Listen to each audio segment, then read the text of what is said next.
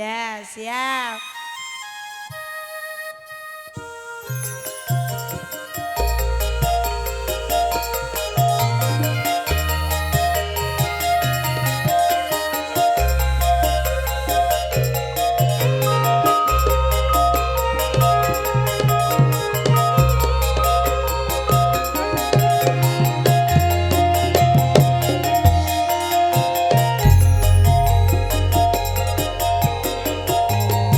Ning omah wis ora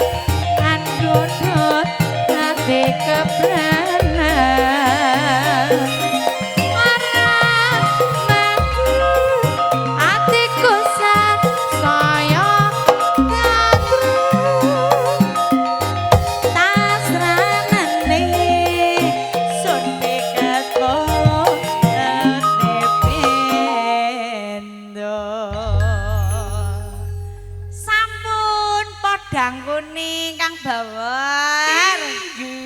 Jajal aku pengen ngetes sampean Kang Bawor. Apa? Ben peyayi mriki ngerti Bawor kiprahe jajal dibuktekna. Nyong apa? Ya iya. Janji peyayi. Serampat jal Mas digolet. Peyayi kene ki anggere ngerti nyong kiprah wis pada biyunge maning ya Yung. Bakul tahu ya biyunge ya. Turu gasik ya. Nek Bawor kiprah turu gasik biyunge ya. Turu saking senenge kaya gue tuh. Oh, nek Bawor kiprah ki saking senenge. Iya terus turu iki. Oh, terus. Jal ayo Mas. Nyong siki nggawa Bawor pengen mbuktekna Bawor jajal. Bawor ki lemune gede kabeh serba gede. Pragakna bisa kiprah apa ora? Masalah kiprah kan rebes pokoknya. Rebes, beres rebes. Apa genti? Beres. Oh ya beres. Ana beres-beres rebes. Berarti Rika utang ora dipikirna ya rebes-rebes. Sapa? Rika. Apa-apane iki Yung? Iya iku. Serampat jal buktekna. Yo.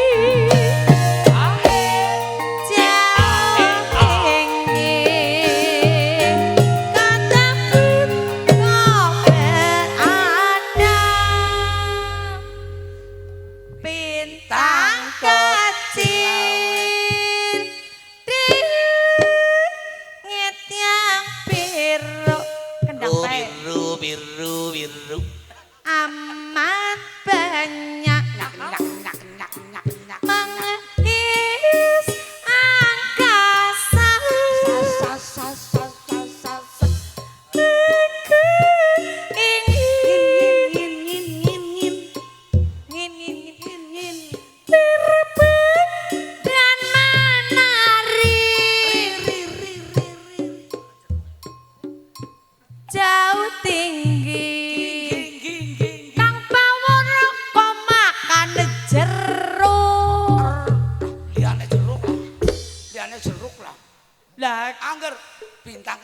Ya sekarep-karepku dhewe wong lambe-lambeku dhewe.